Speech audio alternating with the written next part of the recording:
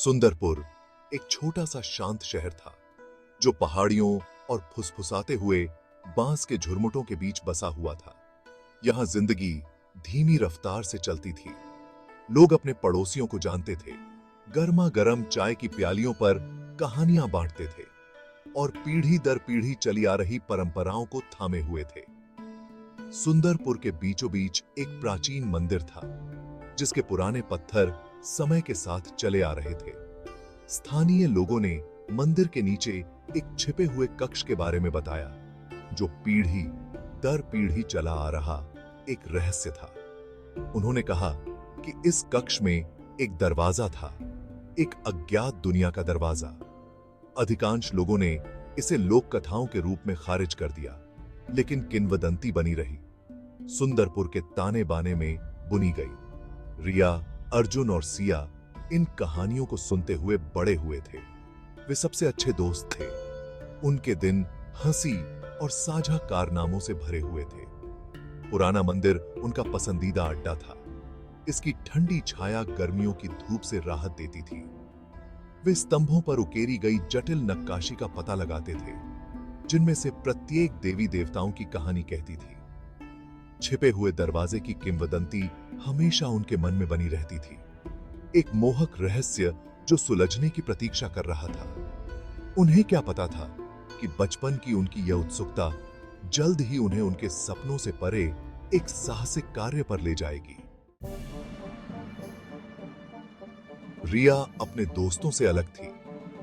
जहां अर्जुन को अपना क्रिकेट पसंद था और सिया अपनी किताबों में खोई रहती थी, वहीं रिया में रोमांच की एक अतृप्त प्यास थी। उसने शहर के पुस्तकालय में घंटों प्राचीन ग्रंथों और स्थानीय विद्या को पढ़ने में बिताए। छिपे हुए दरवाजे की किंवदंती ने उसे मोहित कर लिया। वह जानना चाहती थी कि इसके पार क्या है, इसमें कौन से रहस्य छिपे हैं। एक दोपहर पुस्तकालय के धूल भरे अभिलेखागार में खोजबीन करते समय रिया को एक जिज्ञासु दस्तावेज मिला। यह एक फटा हुआ चर्मपत्र था। इसके किनारे उम्र के साथ भुरभुरा हो गए थे, जो फीकी स्याही और अजीब प्रतीकों से भरा हुआ था। यह एक प्राचीन लिपि में लिखा गया था, जिसे रिया ने अपने दादाजी की कहानियों से स्पष्ट रूप से पहचाना था।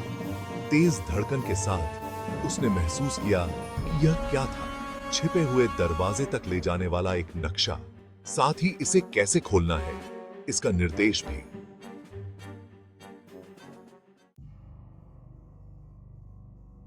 चर्मपत्र पुराना था, जो रिया के परिवार की पीढ़ियों से चला आ रहा था। यह मंदिर के नीचे एक छिपे हुए कक्ष के बारे में बताया गया था, जो केवल मानसून के मौसम में ही पहुंचा जा सकता था, जब एक गुप्त रास्ता दिखाई देता था। लेखन गुप्त था, पहेलियों और चेतावनियों से भरा हुआ था। यह परीक्षणों और क्लेशों की बात करता था, साहस की परीक्षा और बुद्धि की तलाश की। रिया ने अपनी खोज अर्जुन और सिया के साथ साझा की। पहले तो वे हिचकिचा रहे थे, उस डर से बंधे हुए थे जो अक्सर अज्ञात के साथ आता है। लेकिन रिया के संक्रामक उत्साह और रोमांच के आकर्षण ने जल्द ही उन्हें जीत लिया। वे जानते थे कि किंवदंती सिर्फ एक कहानी से कहीं अधिक थी। उनके पास नक्शा था, छिपे हुए दरवाजे के रहस्यों को खोलने की कुंजी थी, और इसलिए अपनी दोस्ती और रोमांच की साझा भावना से बंधे हुए उन्होंने इस असाधारण यात्रा पर एक साथ निकलने का फैसला किया। मानसून का मौसम आ गया। सुंदरपुर को बारिश के पर्दे में ढक दिया। हवा और बारिश से सराबोर पुराना मंदिर पहले से कहीं अधिक रहस्यमय लग रहा था। चर्मपत्र पर दिए गए निर्देशों का पालन करते हुए तीनों ने मंदिर के अंदरूनी भाग में प्रवेश किया। सदियों के भार और धूप की गंध से हवा भारी हो गई। चर्मपत्र में वर्णित के अनुसार उन्हें पत्थर के एक ढीले स्लैब के पीछे छिपा हुआ मार्ग मिला। यह संकरा और नम था। धरती की गंध और किसी प्राचीन चीज से हवा घनी थी। उनके पास साहस और तेल के दीपक की टिमटिमाती रोशनी के अलावा कुछ भी नहीं था। वे अनजान में उतर गए। मार्ग उन्हें पृथ्वी के नीचे गहराई तक ले गया। पानी की बूंदों से ही सन्नाटा टूट रहा था। अंत में वे एक बड़े कक्ष में उभरे। केंद्र में एक विशाल पत्थर का दरवाजा खड़ा था, जो पौराणिक जीवों और आकाशीय प्राणियों के साथ जटिल रूप से उकेरा गया था। यह वह था, अज्ञात का प्रवेश द्वार, अज्ञात का प्रवेश। Section 5, a world unveiled. एक गहरी सांस लेते हुए रिया ने दरवाजे पर हाथ रखा। चर्म पत्र पर दिए गए निर्देशों का पालन करते हुए उसने प्राचीन शब्दों का जाप किया। हवा में ऊर्जा की गड़गड़ाहट हुई। दरवाजा हिल गया, फिर एक कराह के साथ खुल गया जो कक्ष में गूंज उठा। गर्म सुगंधित हवा की एक लहर उन पर छा गई। उद्घाटन से प्रकाश फैल गया। एक लुभावनी दृश्य का खुलासा हुआ। उनके सामने एक ऐसी दुनिया थी जैसी उन्होंने पहले कभी नहीं देखी थी। यह एक छिपी हुई घाटी थी जो दोहरे सूरज की सुनहरी चमक से नहाई हुई थी। हरे भरे जंगल जहां तक नजर जाती थी, विदेशी वनस्पतियों और जीवों से भरे हुए थे। क्रिस्टल साफ झरने विशाल पहाड़ों से नीचे गिरते थे जो आकाश को चूमते थे। हवा अनदेखे जीवों के राग और 1000 फूलों के मादक इत्र से गूंज रही थी। यह एक स्वर्ग था, अछूता और प्राचीन। जैसे ही उन्होंने द्वार से कदम रखा, उन्होंने अपने द्वारा जानी जाने वाली परिचित दुनिया को पीछे छोड़ दिया।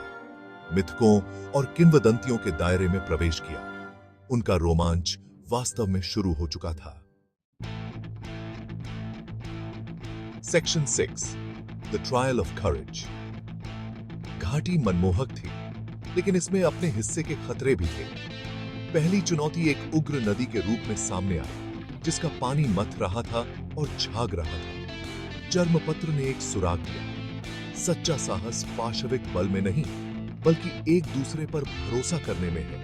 तीनों में सबसे मजबूत अर्जुन खुद को साबित करने के लिए बेताब होकर अंदर जाने ही वाला था कि रिया ने उसे रोक दिया, उसे चर्मपत्र के शब्दों की याद दिलाते हुए। उन्होंने एक साथ काम किया, अपनी संयुक्त शक्ति और सरलता का उपयोग करके मजबूत लताओं और गिरे हुए लॉग से एक बेड़ा बनाने के लिए।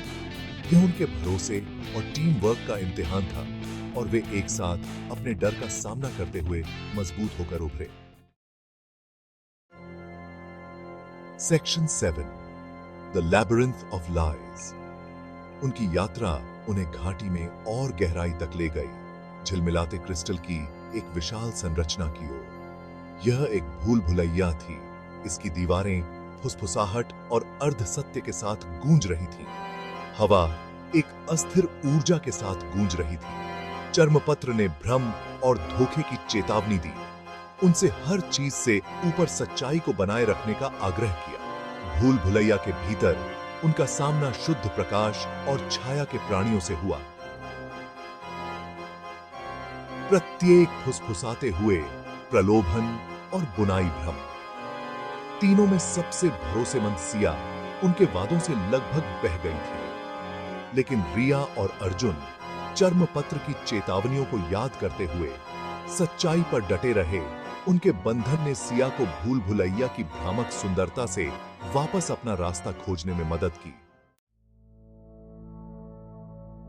Section 8, the wisdom with in.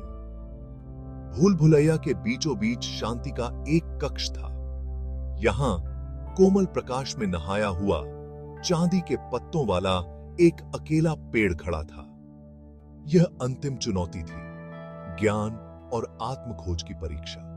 चर्मपत्र ने पेड़ को एक दर्पण के रूप में बताया, जो किसी के अस्तित्व के वास्तविक सार को दर्शाता है।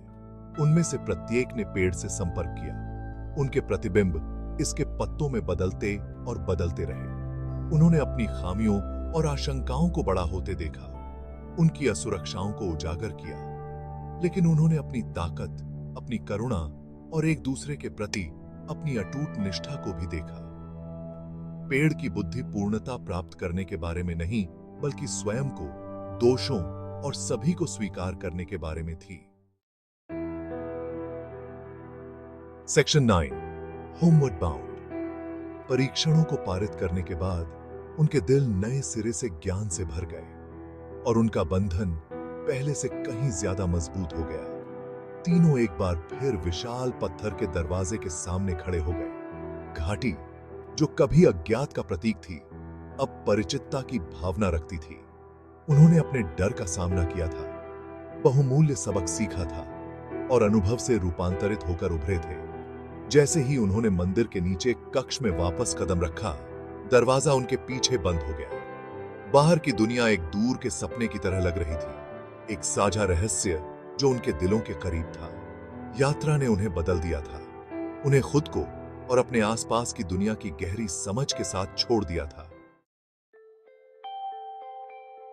Section 10 Echoes of the Unknown।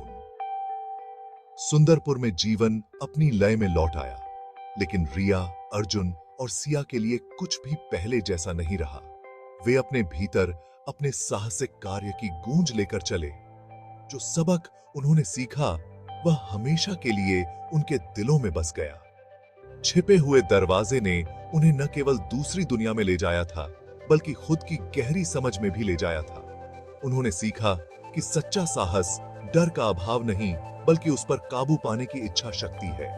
उन्होंने महसूस किया कि ईमानदारी और सच्चाई धोखे के खिलाफ सबसे मजबूत हथियार हैं, और उन्होंने पाया कि ज्ञान सभी उत्तरों को जानने में नहीं, बल्कि स्वयं को समझने में है। छिपे हुए दरवाजे की किंवदंती हमेशा के लिए उनका हिस्सा होगी। एक सीबुअम अनुस्मारक कि दुनिया के सबसे शांत कोनों में भी रोमांच उन लोगों का इंतजार करता है जो इसे तलाशने की हिम्मत करते हैं। वे न केवल एक काल्पनिक दुनिया की कहानियों के साथ लौटे, बल्कि साहस, ईमानदारी और ज्ञान के अमूल्य उपहारों के साथ, ऐसे गुण जो जीवन के कई कारनामों के माध्यम से उनका मार्गदर्शन करेंगे।